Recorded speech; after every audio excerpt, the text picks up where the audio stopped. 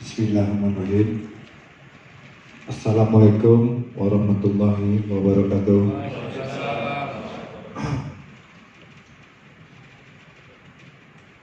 Sebelum saya membuka kesambutan maupun perihal apa yang akan saya sampaikan, saya menitip pesan dari Ketua Umum PBSI Provinsi Riau.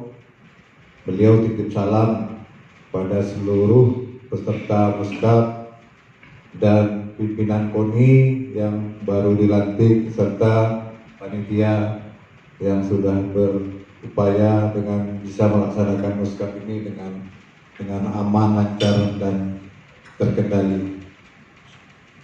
Baik, yang saya hormati Ketua KONI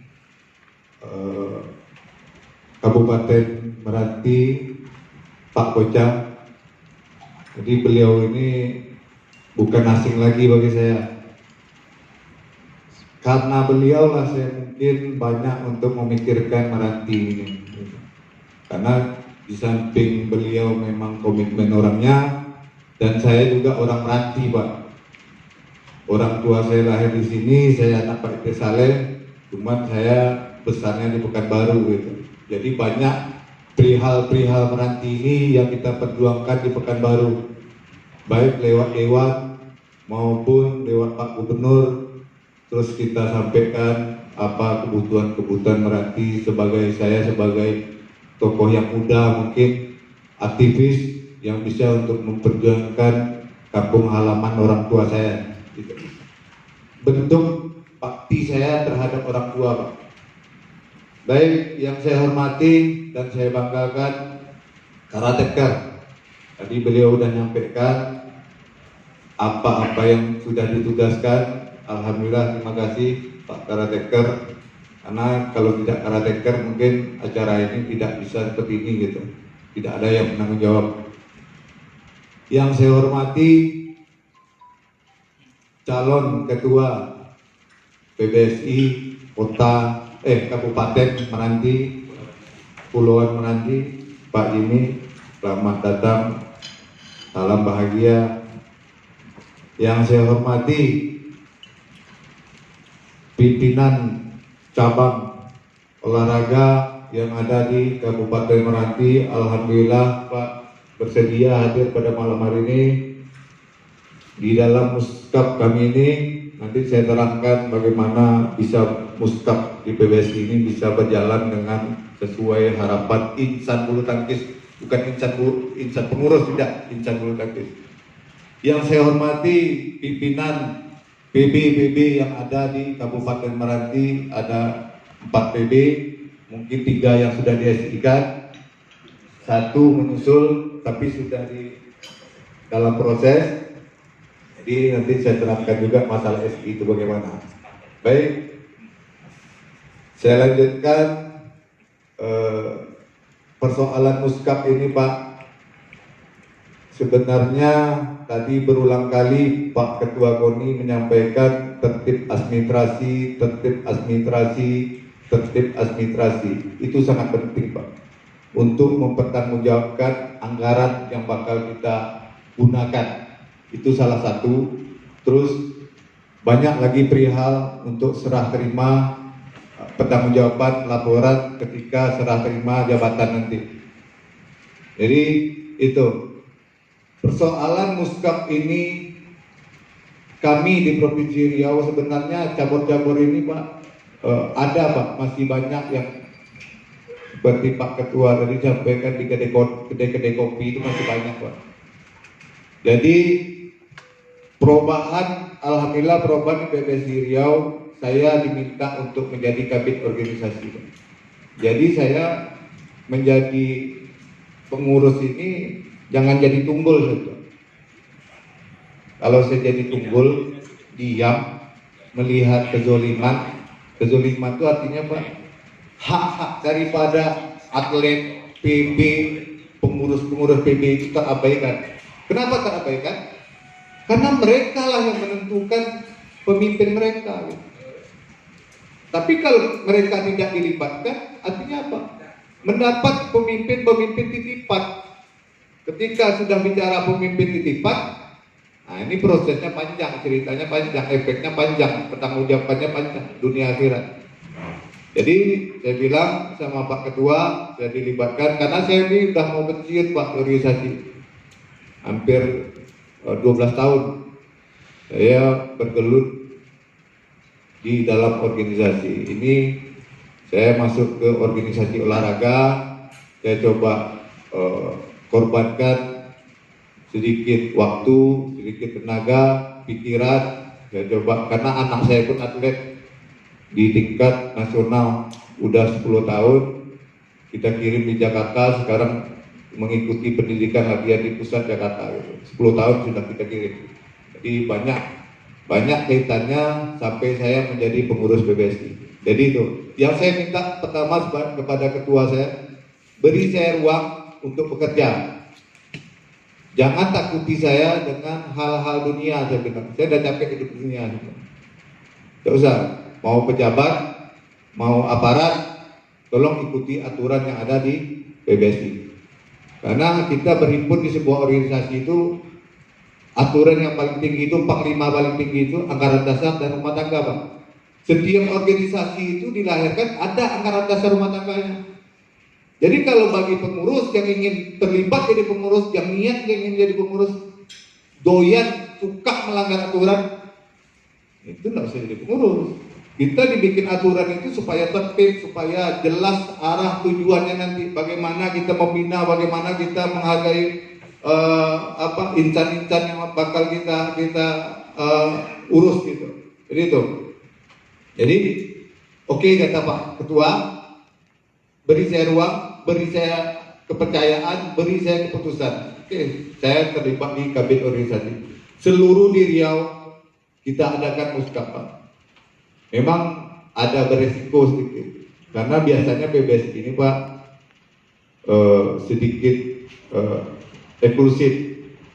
Yang ketua-ketuanya itu biasanya ada pernah bupati, ada pernah sekretaris daerah, ada paling dikit di kabin, di PNS, kepala dinas. Jadi saya masuk ke bidang organisasi, saya bilang setiap rapat saya pertegaskan, perbaiki diri kita masing-masing dulu. Ini setiap bidang bagaimana, saya bilang. Sistem yang akan kita jalani bagaimana, saya bilang. Udah bisa nggak kita menjalani sistem untuk mencontohkan bagi kota kabupaten yang lain? Kalau kita sendiri tidak bisa menjalani sistem, tidak menghormati sistem, bagaimana kita mau menjalankan sistem, mau menurunkan sistem ke bawah, saya bilang. Jadi terjadi muskap seluruh kabupaten ini, tinggal sisa Rokan Hilir sama Kampar. Ada masuk ke meja saya itu, Pak, mengatasnamakan pejabat sekretaris daerah jadi ketua PBSI. Beliau kirim notulen, bikin rekayasa notulen, hasil rapat, hasil muskap, masuk ke meja saya bilang, saya kaget. Ini kapan muskapnya, saya bilang. Tidak tahu, Pak, kata pengurus. Saya bilang, ini kapan muskap, saya bilang, tidak tahu. Terus minta SK, suratnya minta SK. Saya bilang, SK dari mana, saya bilang. Kami di provinsi ini tidak tahu kapan muskapnya, siapa forumnya, siapa yang apa, saya tidak tahu. Jangan saya mengeluarkan SK, nanti merekomendasikan SK, kalau tahu SK itu dimanfaatkan untuk anggaran. Kan ujung-ujung seperti itu, Pak. SK ini, SK yang PBPB ini di kota kabupaten ini kan gunanya nanti mengajukan anggaran ke KONI. Terus kerjanya apa? Yang diurus apa? Akan berkaitan semua. Nah, makanya saya bilang, mohon maaf, ini surat masuk, saya terima, saya bakal balas dengan surat. Saya balas surat, ya udah. Saya bilang, mohon maaf, ini, saya kabin organisasi memutuskan untuk muskap ulang. Jadi banyak juga telepon, ini Pak Sekda, ini apa, ini Pak, ini ya coba-cobalah mengintervensi kita. Saya bilang tidak sah, gitu. Kalau beliau menjadi ketua PBSI harus tunduk dengan aturan PBSI. Aturan PBSI di anggaran dasar rumah tangga itu jelas aturan mainnya. Begini muskapnya, ini metodenya, ini mekanismenya, ini ikuti semua. Jadi sampai ke Jakarta juga saya bilang informasinya, karena kan pejabat Pak. Saya bilang saya hormati beliau di satuan pemerintah, tapi beliau tolong hormati saya di satuan PBSI-nya. Saya bilang PBSI ini kita ini punya badan hukum, berdiri kita ini legal, diresmikan sama pemerintah, diakui sama pemerintah ya. Jadi jangan dilanggar lagi. Akhirnya kita lakukan muskap. Alhamdulillah beliau mengapresiasikan bahwa muskap yang telah dilakukan ini sesuai dengan harapan beliau. Karena selama ini yang terjadi muskap itu di kedai-kedai kopinya Pak, gampang minta jabatan, uangnya mau banyak, duduk kedai kopi tunjukkan, kamu jadi ketua ya, ini sekretaris ya, bikin nama, minta SK. Akhirnya apa? Pembinaan di sebuah cabang olahraga itu mandat. Karena yang diduduk itu, yang mendapatkan amanah itu mereka tidak punya pengorbanan. Mendapatkan amanah itu sangat gampang, tidak ada kompetisi. Nah, jadi itu persoalan kenapa kita tekankan muskap ini harus sesuai dengan aturan. Tadi saya bincang-bincang juga sama cabur judo Pak yang dari pensiunan TNI. Saya bilang ya silakan, kalau cabur-cabur lain ingin mengadakan seperti ini ya silakan. Mari kita kembalikan hak-hak atlet tadi Pak. Kasihan mereka Pak. Kalau mereka disuruh perang, disuruh kelahi di medannya, terus hak-hak mereka kita abaikan. Jadi rusak. Kalau uang berapa banyak lah uangnya? Saya rasa tak sampai satu cabur itu 1 miliar kan.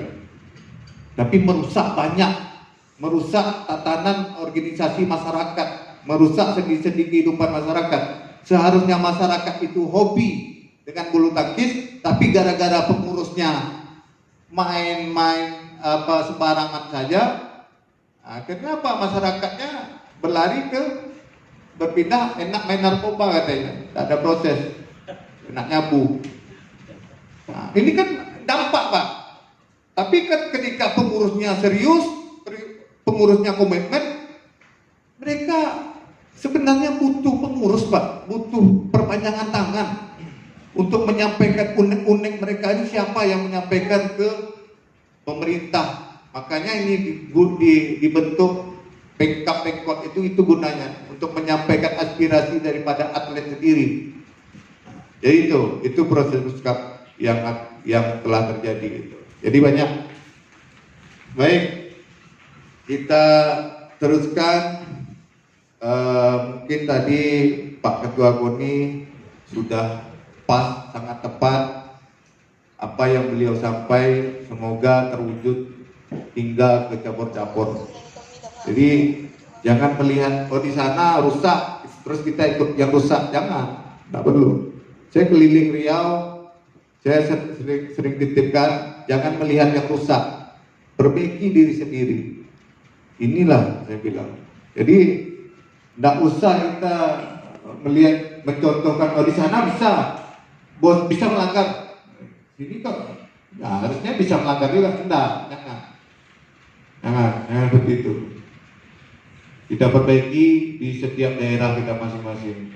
Alhamdulillah tadi pemaparan Ketua KONI cukup sangat memberi motivasi bagaimana wajah dunia olahraga nanti di Kabupaten Meranti ini betul-betul bisa kita rasakan, betul-betul bisa kita nikmati untuk menanggulangi Pak. Ini jadi olahraga ini termasuk golongan penanggulangan narkoba Pak.